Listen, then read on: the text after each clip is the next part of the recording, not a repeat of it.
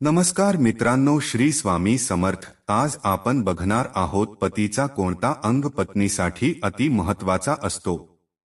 पलकवाणी YouTube चॅनेलमध्ये तुम्हा सर्वांचे हार्दिक स्वागत आहे। मित्रांनो, आज मी तुमच्यासाठी खूपच ज्ञानवर्धक असा किस्सा घेऊन आलो आहे, ज्यामध्ये तुम्हाला खूपच महत्त्वपूर्ण माहिती मी देणार आहे। प्रिय मित्रांनो, एका नगरामध्ये सुदर्शन नावाचा राजा राज्य करत होता, ज्याला एक सुद्धा मूलबाळ नव्हतं। एके दिवशी राजाने देवी जवळ प्रार्थना केली, जर त्याला मुलगा झाला तर तो नगराच्या बाहेर खूपच सुंदर असा देवीचा मंदिर बांधेल। प्रिय मित्रांनो, देवीच्या कृपेने राजाच्या घरात एका पुत्राचा जन्म झाला। राजाला खूपच आनंद झाला। राजाने केलेल्या वचनानुसार नगराच्या बाहेर खूपच सुंदर असा देवीचा मंदिर बांधला। नगरामध्ये जो कोणीही यायचा तो देवीच्या मंदिरात दर्शन घेण्यासाठी नक्कीच जायचा। येणारा श्रद्धाळू कोणतीही इच्छा मागायचा तर ती इच्छा देवीच्या कृपेने पूर्ण व्हायची। हळूहळू राजाचा मुलगा मोठा झाला। मंत्र्याच्या मुलासोबत त्याची खूपच घट्ट मैत्री झाली होती। इकडे राजा सुदर्शन जेव्हा म्हातारा झाला तेव्हा एके दिवशी मंत्र्याने राजकुमाराला ही बातमी दिली की राजा साहेबांची तब्येत खूपच खराब झाली आहे। ते त्यांचे शेवटचे श्वास घेत आहे। मरण्यापूर्वी एकदा त्यांना तुम्हाला पाहायची इच्छा आहे। राजकुमार ही बातमी ऐकताच ताबडतोब धावत त्याच्या वडिलांच्या कडे गेला। राजा त्याच्या मुलाच्या डोक्यावर हात ठेवत म्हणाला, बेटा, हे मंत्री तुझ्या वडिलांसमान आहे। तू नेहमी ह्यांचं म्हणणं ऐक। हे जे काही सांगतील त्यानुसारच तू वागत जा। या मंत्र्यांनी सांगितलेल्या मार्गावर जर तू चाललास तर आयुष्यात तुझी कधीच फसवणूक होणार नाही। एवढे म्हणून राजाने त्याचा दम सोडला। मित्रांनो, राजा मेल्यानंतर राजकुमाराला राजाच्या गादीवर बसवण्यात आलं। म्हणजेच राजकुमाराला आता राजा करण्यात आलं होतं। राजकुमार आता मंत्र्याच्या सल्ल्याशिवाय कोणतेही काम करत नव्हता। एके दिवशी मंत्री राजकुमाराला महालाच्या खोल्या दाखवत होते। मंत्र्याने सर्व खोल्या राजकुमाराला दाखवल्या, परंतु एक खोली राजकुमाराला दाखवली नाही। राजकुमाराने ती खोली सुद्धा दाखवण्याची विनंती केली, परंतु मंत्र्याने ती खोली दाखवण्यास पूर्णपणे नकार दिला। मंत्री म्हणाले, हे राजकुमार, मला क्षमा करा। ही खोली खूप दिवसांपासून बंद आहे। तुमच्या वडिलांनीच ही खोली न उघडण्याचा आदेश दिला होता। मित्रांनो, मंत्री नकार देत होता तरीसुद्धा राजकुमार ती खोली उघडण्यासाठी हट्ट करत होता। तेव्हा राजकुमाराचा मित्र आणि त्या मंत्र्याचा मुलगा म्हणतो, पिताश्री, जर राजकुमार म्हणतच आहे मग तुम्ही ही खोली उघडून का दाखवत नाही? शेवटी हा महल, ह्या खोल्या, बाग बगीचा सर्व काही तर राजकुमाराचाच आहे। आता तर आपले हेच राजा आहे आणि यांचा आदेश पाळणं हेच आपलं परम कर्तव्य आहे। मुलाच्या बोलल्यामुळे मंत्र्याने ती खोली उघडली। राजकुमार अतुल मंत्र्यासोबत त्या खोलीमध्ये गेला। खोली खूपच सुंदर होती।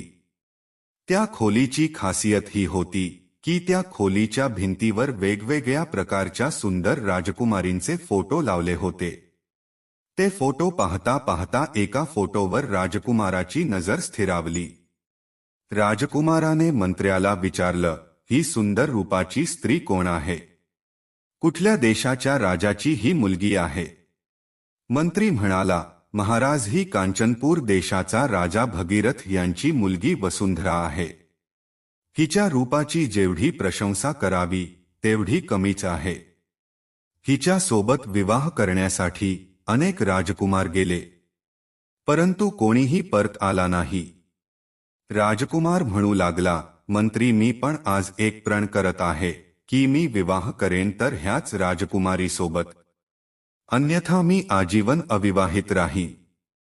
राजकुमाराच्या बोलण्याला मंत्र्याच्या मुलाने सुद्धा पाठिंबा दिला।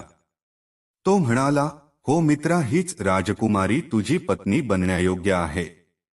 मित्रांनो, नवीन रक्त होतं कुठलेही युद्ध अजून त्याने लढले नव्हते आणि म्हणूनच त्याचे रक्त खूपच गरम होते. त्यांनी म्हाताया मंत्राचे काहीच म्हणणं ऐकलं नाही. म्हातारा मंत्री त्यांना खूप समजावत होता, हे बघा, कांचनपूरला पोहोचणं सोपं काम नाही. 7 समुद्र पार करून त्या देशात जाणे शक्य नाही. आणि तुम्ही कसे बसे तिथे जरी पोहोचलात तरी राजकुमारी पर्यंत पोहोचणं खूप कठीण आहे. त्यामुळे असे असंभव कार्य करणे मूर्खपणाचे लक्षण आहे. मित्रांनो, मंत्री त्यांना खूप वेळा समजावत होता, परंतु त्या दोघांनी मंत्र्याचे काहीही ऐकलं नाही. राजकुमाराने मंत्र्याच्या मुलाला सोबत घेतलं आणि रस्त्यामध्ये उपयोगी पडेल असं काही सामान घेऊन दोघेही घोड्यावर सवार होऊन कांचनपूर देशाच्या दिशेने निघाले. चालत चालत पूर्ण दिवस निघून गेला.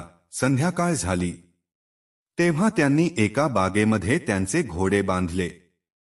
तिथेच त्यांनी काही खाल्लं आणि रात्र घालवण्यासाठी त्याच बागेमध्ये ते थांबले. मध्यरात्र झाली होती तेव्हा एक परींचा राणीने जेव्हा 2 युवकांना त्या बागेमध्ये झोपलेले पाहिलं तेव्हा त्या परींची राणी त्या दोघांमधील राजकुमारावर मोहित झाली. परींनी त्या दोघांना झोपेतून उठवले. दोघांनीही जेव्हा आजूबाजूला पाहिलं तेव्हा ते घाबरले. हात जोडून ते म्हणाले, हे परी, आम्हाला इथून जाऊ द्या. राणी परी म्हणू लागली, तुम्ही जाऊ शकता, परंतु जाण्यापूर्वी तुम्हाला आमच्या सोबत विवाह करावा लागेल. राजकुमार म्हणू लागला, हे परींची राणी, या वेळेला आम्ही काहीतरी महत्त्वाच्या कामाच्या उद्देशाने घरातून बाहेर निघालो आहोत.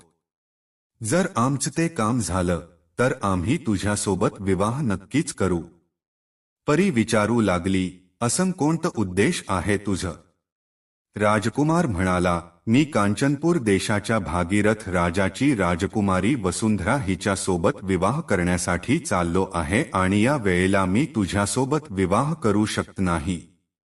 परंतु जर मी माझ्या या कामामध्ये यशस्वी झालो तर मी तुला वचन देतो की परत येताना मी तुझ्यासोबत विवाह नक्कीच करेन.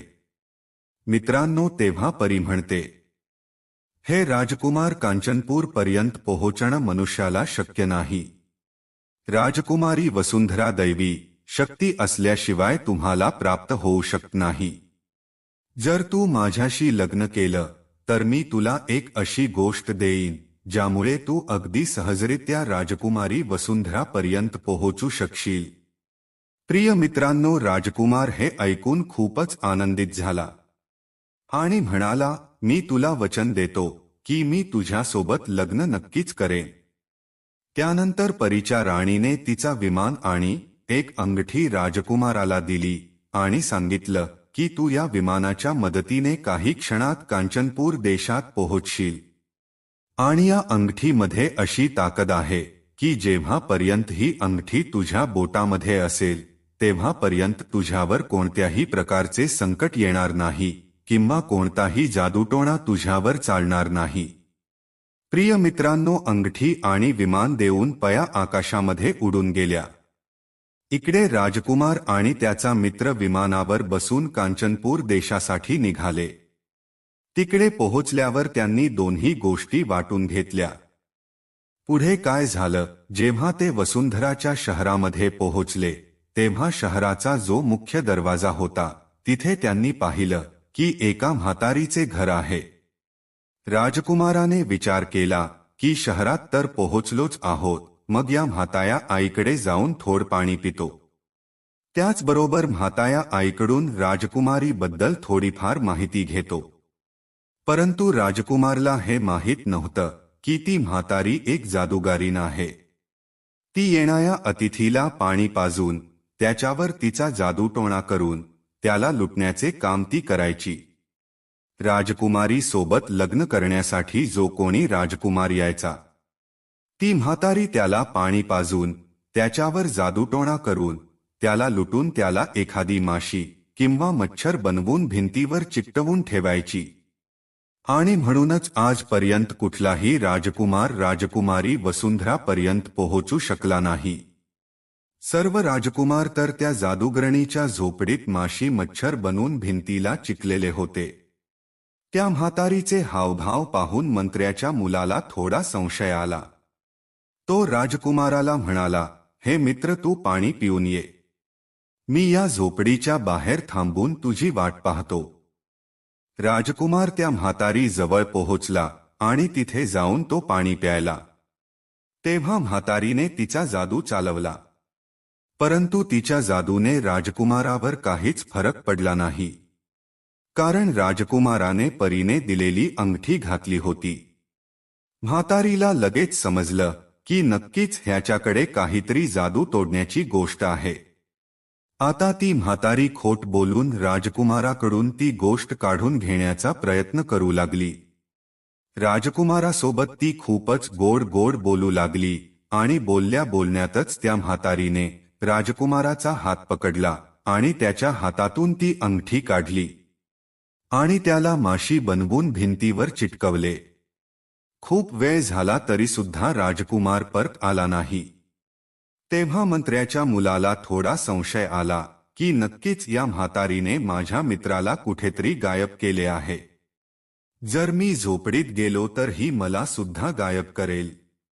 आणि हाच विचार करून तो मंत्र्याचा मुलगा विमानात बसून पुन्हा त्याच पयांच्या बागेमध्ये पोहोचला आणि रात्री जेव्हा परी त्या बागेमध्ये आली तेव्हा त्या मंत्र्याच्या मुलाने त्यांना सर्व हकीकत सांगितली की कांचनपूर देशामध्ये एका म्हातारीने राजकुमाराला गायब केले आहे. परी राणीने जेव्हा पाहिलं तेव्हा तिला सर्व रहस्य समजलं. तिने सांगितलं की त्या जादूगार म्हातारीने राजकुमाराची अंगठी चोरली आहे आणि म्हणूनच तिने राजकुमाराला माशी बनवून भिंतीवर चिटकवले आहे. आता तर एकच उपाय आहे. समुद्राच्या मध्यभागी एक छोटासा बेट आहे जिथे हजारांच्या संख्येने ताडाची झाडे आहेत. तो ताडांचा वन अनेक हिंसक प्राण्यांनी, वाघ, सिंहांनी भरलेला आहे. त्याच वनामध्ये ताडाच्या झाडावर एक पिंजरा टांगलेला आहे ज्याच्यामध्ये एक चिमणी कैद आहे. त्याच चिमणीमध्ये त्या जादूगरणीचे प्राण अडकलेले आहे. तू जर त्या चिमणीला मारलं तर ती म्हातारी आपोआप मरून जाईल. मित्रांनो, परीने ज्याप्रमाणे सांगितलं त्याचप्रमाणे मंत्र्याचा मुलगा विमानात बसून त्या ताडाच्या जंगलात पोहोचला आणि त्या पिंजाला झाडावरून खाली उतरवलं आणि त्या पिंजामध्ये कैद असलेल्या चिमणीला त्याने मारून टाकले. त्यानंतर मंत्र्याचा मुलगा त्या म्हातारीच्या घरी पोहोचला. तेव्हा त्याने पाहिलं की म्हातारी मेलेली आहे. त्याने लगेचच तिच्या हातातून ती अंगठी काढली. राजकुमार लगेचच बरा झाला आणि भिंतीवरून सुटून खाली पडला. त्या म्हातारीने आतापर्यंत ज्या पण राजकुमारांना माशी मच्छर बनवले होते ते सर्व ठीक झाले होते. त्या सर्वांनी मंत्र्याच्या मुलाचे आभार व्यक्त केले. तुम्ही आज आम्हाला या जादूगार म्हातारीच्या दृष्ट जाळ्यातून मुक्त केले आहे. आता आम्ही आमच्या घरी जाऊन आमच्या आई वडिलांना भेटू शकता. अनेक वर्ष झाली या झोपडीमध्ये माशी मच्छर बनून आम्ही कैद आहोत. सर्वांच्या डोळ्यांमध्ये आनंदाश्रू होते. ते सारखे त्या दोघांचे आभार व्यक्त करत होते. त्यानंतर त्या दोघांनी तिथेच वरात सजवली आणि वसुंधराच्या इथे गेले. राजकुमाराचा मोठ्या धुमधडाक्यात वसुंधरा सोबत विवाह झाला आणि राजकुमार त्याच्या बायकोला घेऊन त्याच्या देशात परत आला. मित्रांनो, आणखी एक गोष्ट, जेव्हा तो राजकुमार राजकुमारी वसुंधरा सोबत विवाह करण्याच्या उद्देशाने निघाला होता तेव्हा त्याने नगराच्या बाहेर असलेल्या देवीच्या मंदिरात जाऊन देवीला नवस केला होता की जर राजकुमारी वसुंधरा सोबत त्याचा विवाह झाला तर तो त्याच्या प्राणाचा बळी देणार आहे. मित्रांनो, वचनानुसार राजकुमार त्याच्या पत्नी आणि मित्रासोबत घरी गेला नाही, तर तो त्याच मंदिरात गेला. मंदिराच्या जवळ पोहोचल्यावर त्याने त्याच्या पत्नीला आणि मित्राला तिथेच थांबवले आणि एकटाच मंदिरामध्ये गेला. मंदिरात जाऊन त्याने तलवारीने त्याचं डोकं कापून देवीच्या चरणात अर्पण केलं. खूप वेळ झाला तरीसुद्धा राजकुमार मंदिरातून बाहेर आला नाही. म्हणून तो मंत्र्याचा मुलगा त्याला पाहण्यासाठी मंदिरात गेला. तिथे गेल्यावर त्याला मित्राचा कापलेलं डोकं दिसलं. तर हे पाहून तो खूपच घाबरला. त्याने विचार केला की हे जग खूपच वाईट आहे. हे जग हा विचार करणार नाही की या राजकुमाराने स्वतःहून त्याचे डोकं कापलं आहे. तर सर्वजण तर हाच विचार करतील की राजकुमाराच्या सुंदर पत्नीला पाहून मंत्र्याच्या मुलाची नियत फिरली व त्याने त्याच्या मित्राला मारले आहे. त्यामुळे यापेक्षा चांगलं तर हेच आहे की हा कलंक माझ्या डोक्यावर घेण्यापेक्षा मी सुद्धा माझं डोकं कापून टाकतो. इतकं म्हणून मंत्र्याच्या मुलाने सुद्धा तलवारीने त्याचं डोकं धडापासून वेगळं केलं. खूप वेळ झाल्यानंतर सुद्धा मंत्र्याचा मुलगा आणि राजकुमार बाहेर आले नाही. तेव्हा राजकुमारी वसुंधरा सुद्धा त्यांना पाहण्यासाठी मंदिरात गेली. तेथील दृश्य पाहून ती सुद्धा हैराण झाली. तिचा नवरा आणि नव्याच्या मित्राचं डोकं कापलेलं होतं. वसुंधरा विचार करू लागली की हे जग मला एक हत्यारीण समजेल, माझ्यावर कलंक लावेल की नक्कीच हिचा कुठल्यातरी परपुरुषासोबत संबंध असेल आणि म्हणूनच हिने हिच्या नव्याची आणि नव्याच्या मित्राची हत्या केली आहे. हा कलंक डोक्यावर घेण्यापेक्षा मी मेलेले चांगलं आहे. इतकं म्हणून तिने तलवार उचलली आणि जसं की तिचं डोकं कापणार होती इतक्यातच तिथे देवी प्रकट झाली आणि तिचा हात पकडून देवी म्हणाली, पुत्री थांब, मी तुझ्यावर खूपच प्रसन्न झाले आहे. तू तुझ्या नव्यासाठी स्वतःच जीव देत आहेस. मी तुझ्यावर खूपच प्रसन्न झाले आहे. तुला जे काही हवं आहे ते माग. मी तुला तू मागशील ते वरदान द्यायला तयार आहे. राजकुमारी म्हणाली, हे देवी आई, माझा नवरा आणि त्याच्या मित्राला जिवंत कर. मला आणखी काहीच नको. देवी म्हणाली, पुत्री मी या दोघांना आता लगेच जिवंत करते. तू या दोघांचेही डोकं उचलून त्यांच्या धड्यावर ठेव. वसुंधराने जसं देवीने सांगितलं होतं अगदी तसंच केलं. परंतु घाई गडबडीत वसुंधराने डोक्यांची अदलाबदल केली व मित्राचा डोका राजकुमाराच्या धडावर तर राजकुमाराचा डोकं मित्राच्या धडावर ठेवला. आता तिने पाहिलं की हे काय झालं, माझ्या नव्याच्या धड्यावर मंत्र्याच्या मुलाचं डोकं जोडलं गेलं आहे. आता मी काय करू? कोणाला माझा नवरा स्वीकारू? वसुंधरा आता खूपच मोठ्या प्रश्नात अडकली. ती म्हणू लागली, हे देवी आई, मी तर आता खूपच मोठ्या संकटात सापडले आहे. ज्या धड्यावर माझ्या नव्याचं डोकं आहे तो धड त्याच्या मित्राचा आहे. आता मी काय करू? ते दोघे सुद्धा एकमेकांसोबत भांडू लागले. ते म्हणू लागले की ही माझी पत्नी आहे, तर दुसरा म्हणायचा की ही माझी पत्नी आहे. आता काय करायचं? मित्रांनो, आता ते दोघेही भांडत निर्णय करण्यासाठी राजा विक्रमादित्यच्या दरबारात पोहोचले. तेव्हा राजा विक्रमादित्यने समजावले की हे पहा, नद्यांमध्ये उत्तम गंगा नदी आहे, पर्वतांमध्ये उत्तम सुमेरू पर्वत आहे, वृक्षांमध्ये कल्पवृक्ष श्रेष्ठ आहे आणि अंगांमध्ये प्रमुख डोकं आहे. एक हात नसेल तरी सुद्धा मनुष्य जिवंत राहू शकतो. 2 हात नसतील तरी सुद्धा जिवंत राहू शकतो. दोन्ही पाय जरी कापले गेले तरी सुद्धा जिवंत राहू शकतो. परंतु जर डोकंच नसेल तर शरीर प्राणाचा त्याग करतो. त्यामुळे ज्या धडावर राजकुमारीच्या नव्याचं डोकं आहे तोच तिचा नवरा आहे. सर्वप्रथम नव्याच्या डोक्याची पूजा केली जाते आणि अशा प्रकारे ती त्याचा स्वीकार करू शकते. मित्रांनो, अशा प्रकारे वसुंधराने तिच्या नव्याच डोकं ज्या धडावर ठेवलं होतं त्यालाच तिचा नवरा मानलं होतं. दुसरीकडे राजकुमाराच्या धडावर मंत्र्याचा मुलाचं डोकं ठेवलं होतं. त्याने जाऊन परी राणी सोबत विवाह केला. मित्रांनो, अशा प्रकारे ते दोघेही त्यांच्या नगरामध्ये परत आले. मित्रांनो, कथा तुम्हाला आवडली असेल तर व्हिडिओला लाईक करायला विसरू नका. भेटूया पुढच्या अशाच एका ज्ञानवर्धक व्हिडिओमध्ये.